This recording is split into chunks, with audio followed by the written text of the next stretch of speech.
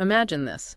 They're stuck in traffic, just staring at brake lights, and then you remember, oh yeah, your air taxi is arriving in like 5 minutes. Yeah, yeah. No more gridlock. Right, no more long commutes, just this silent electric aircraft lifting you up, whisking you across town, maybe even to another city. Sounds like sci-fi, doesn't it? It really does. But what if, this whole vision is actually getting really close to being everyday reality? Well, it's definitely closer than a lot of people think. This whole eVTOL industry, electric vertical takeoff and landing, it's not some far-off dream anymore. We're seeing, rapid progress, really accelerating from just ideas on paper to, well, getting ready for commercial service. It's fascinating to watch it unfold. I totally agree. And today we're going to do a deep dive into two of the, I think, clear leaders in this space, Archer Aviation and Joby Aviation. Two big ones. Yeah, we're going to try and unpack their strategies, which are pretty different. Look at their financials, how they've been doing lately, and sort of what their paths might mean for, well, the future of getting around cities. Welcome to everything you need to know about finance. Glad to be diving in. Now, just to be clear up front, this is a deep dive into the information, trying to get you informed quickly. Yeah. It is definitely not financial advice. Exactly. Just laying out the picture, the facts, as we see them in this really groundbreaking sector. Right. And hey, if you find this kind of content interesting, please do like and subscribe. It helps us keep doing these deep dives. Absolutely. Our goal here is just clarity, insight into these companies that are, really trying to shape how we might move around in the future. Okay, let's kick things off with Archer Aviation, ticker ACHR. They're based in San Jose, founded, October 2018? So pretty recent. Yeah, relatively new compared to some, but they've moved fast. Definitely. And their main aircraft, Midnight. It's designed specifically for air taxi services. They claim a range up to 100 miles and speeds up to 150 miles per hour. Which is pretty impressive for, city or regional hops. Think about what that speed does to a commute. Exactly.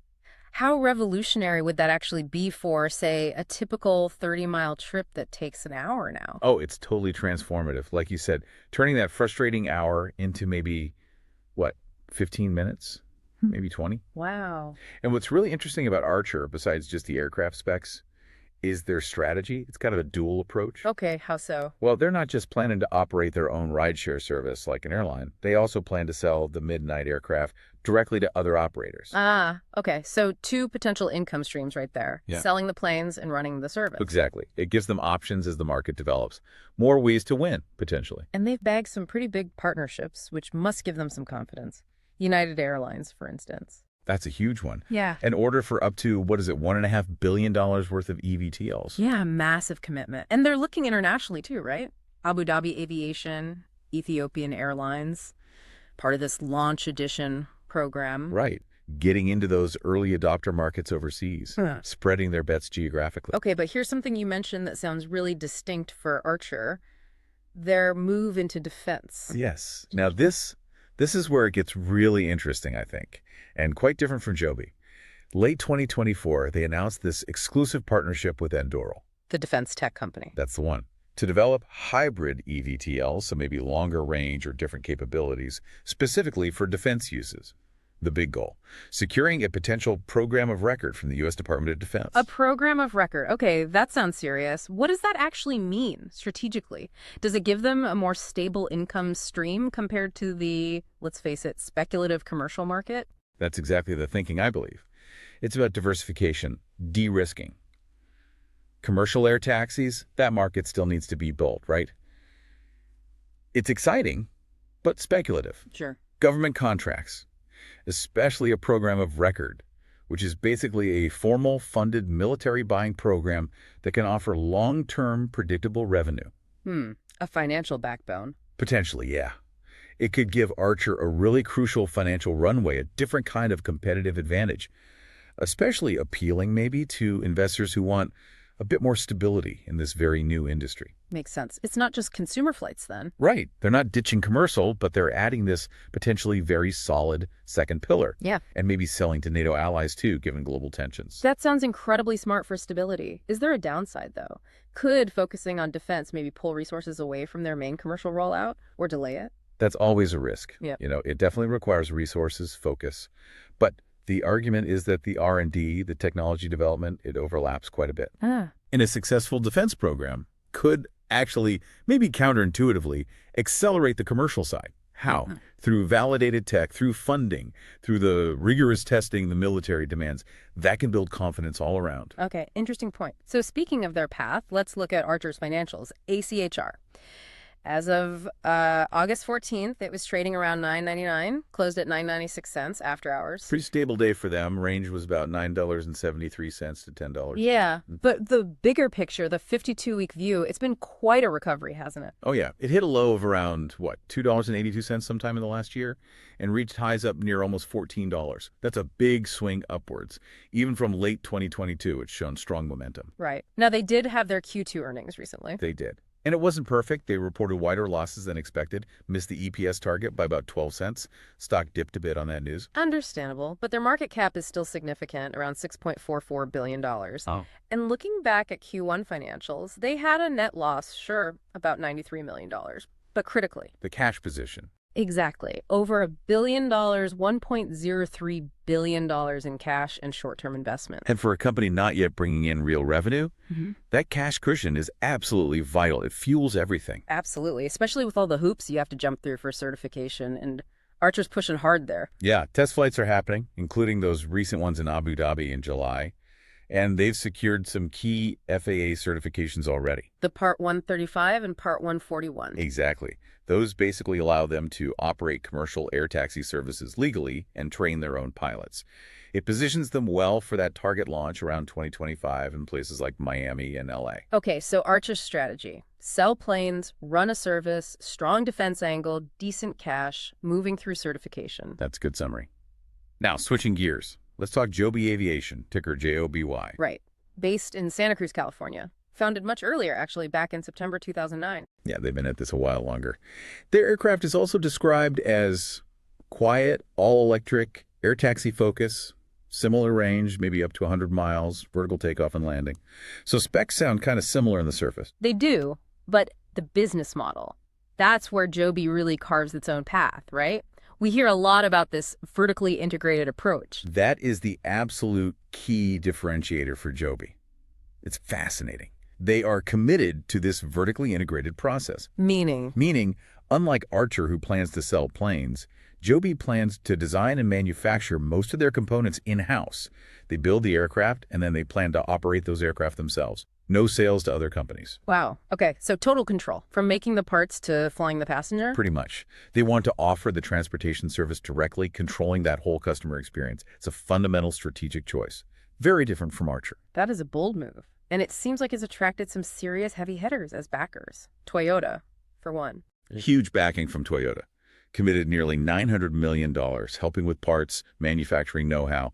That's massive validation from a global manufacturing giant. And Uber, didn't they invest? And Joby bought their flying taxi division. Yes, exactly. They acquired Uber Elevate. That gives them a potential roadmap and maybe some tech for scaling up the actual ride-sharing service once they get certified.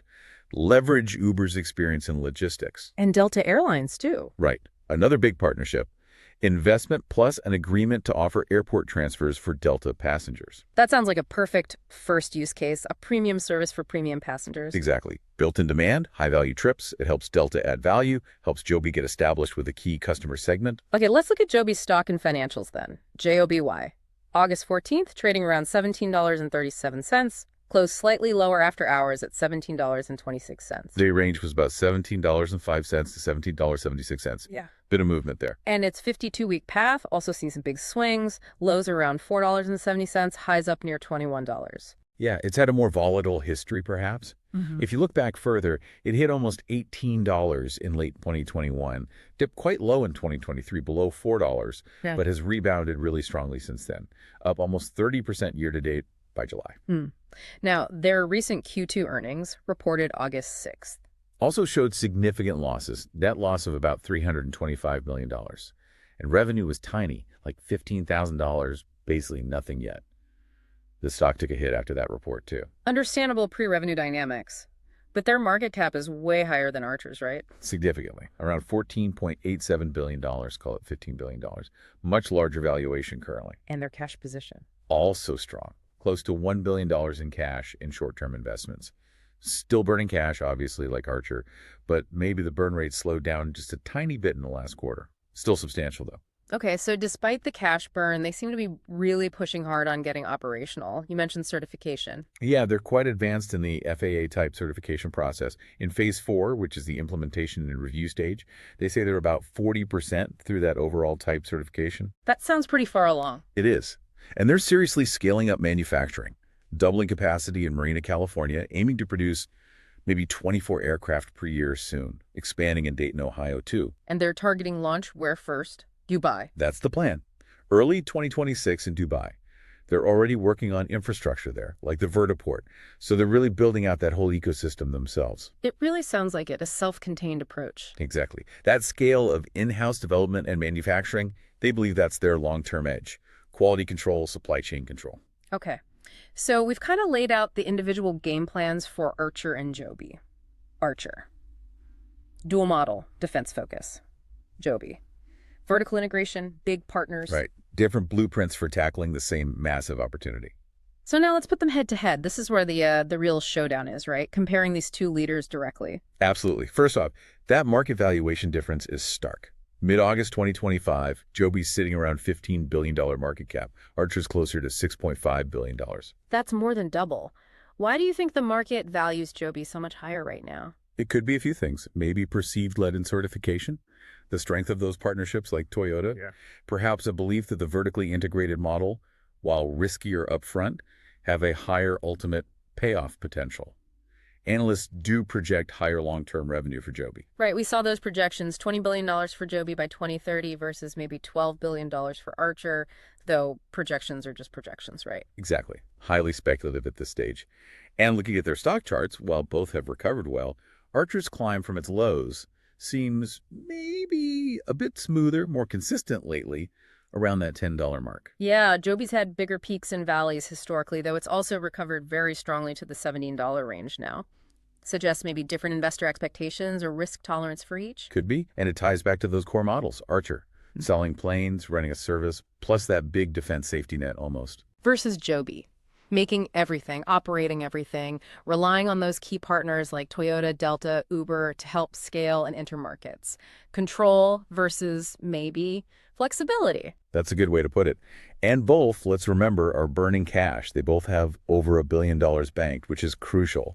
But this is a capital-intensive marathon. Definitely. So key differentiators again, Archer's edge. That defense opportunity, it's a potentially huge market, could offer stability Joby doesn't seem to be chasing right now. And Joby's edge, that vertical integration and the power of partners like Toyota and Delta, controlling the whole process, maybe faster scaling with partner support.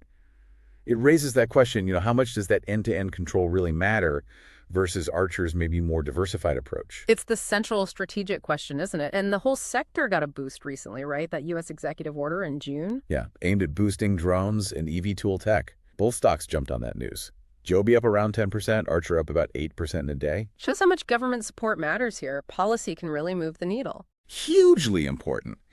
And investor views seem to reflect these differences. Some see Joby as having maybe the engineering lead, higher potential upside, but you pay a premium valuation for it. While Archer might be seen as more focused on maybe the business development side, that clearer path to diverse revenue streams with defense currently at a lower valuation. Exactly. It really boils down to different bets on how this market evolves and what kind of risk you're comfortable with. Okay.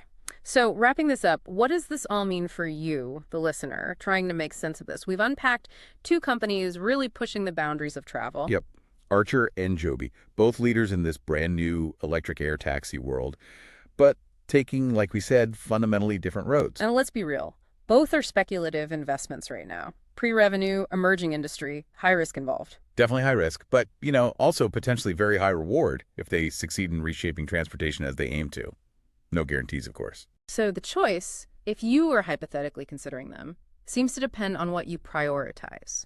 Are you drawn to that defense angle, the partnerships, maybe a path that feels a bit more diversified at a lower current price that might lean you towards Archer? Right. Or are you more bullish on that potential for massive long-term growth, global reach through partners like Delta, and comfortable with that higher valuation and the risks of the all-in vertical integration? Maybe Joby looks more appealing then. It really is a bet on which vision of the future and which path to get there seems more likely to succeed. It is. And beyond just the investment angle, Yeah. it's worth thinking about the bigger picture. What does this technology really mean if it becomes common? Point-to-point air travel in cities, how does that change? Well, everything. Urban planning, infrastructure, our whole idea of distance. That's the truly fascinating part, isn't it? The future of how we get around is quite literally trying to take flight. And this journey, it feels like it's only just begun.